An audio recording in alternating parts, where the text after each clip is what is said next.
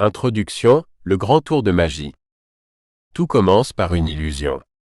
Non pas un simple tour de passe-passe de prestidigitateur, mais un chef-d'œuvre de manipulation collective, faire croire à tous que l'argent a une valeur réelle, naturelle, intangible. Comme dans un grand spectacle, les acteurs sont en place. Les banquiers, maîtres illusionnistes. Les États, complices bienveillants. Les citoyens, spectateurs hypnotisés.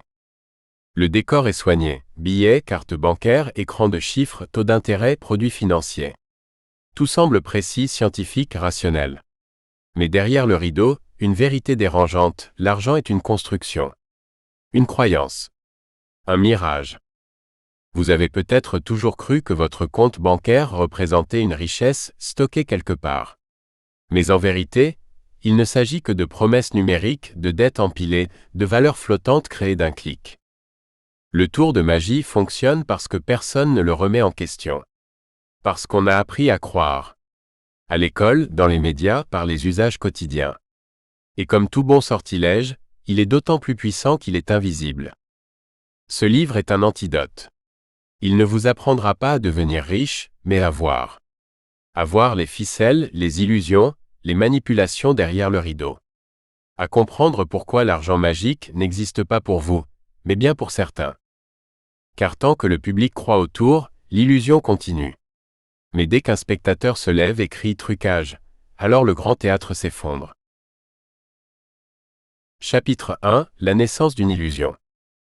1.1, quand l'or était roi. Avant que les écrans n'affichent des chiffres abstraits, avant que l'argent ne devienne virtuel et que les banques ne créent de la monnaie d'un simple clic, l'or régnait en maître absolu. Lourd, brillant, rare, tangible, l'or imposait le respect. Il incarnait la valeur. Il était la valeur. Pendant des siècles, les sociétés humaines ont fondé leur économie sur ce métal précieux.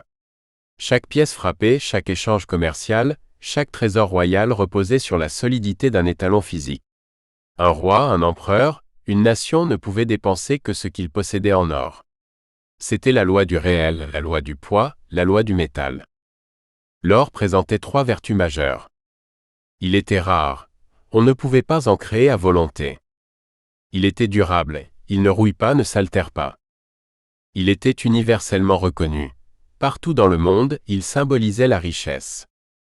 Ce système avait un avantage évident. Il limitait les abus. Un État ne pouvait pas imprimer de l'or. La création monétaire était contrainte par la quantité de métal détenu dans les coffres. Cette limitation naturelle forçait les gouvernements à la prudence budgétaire.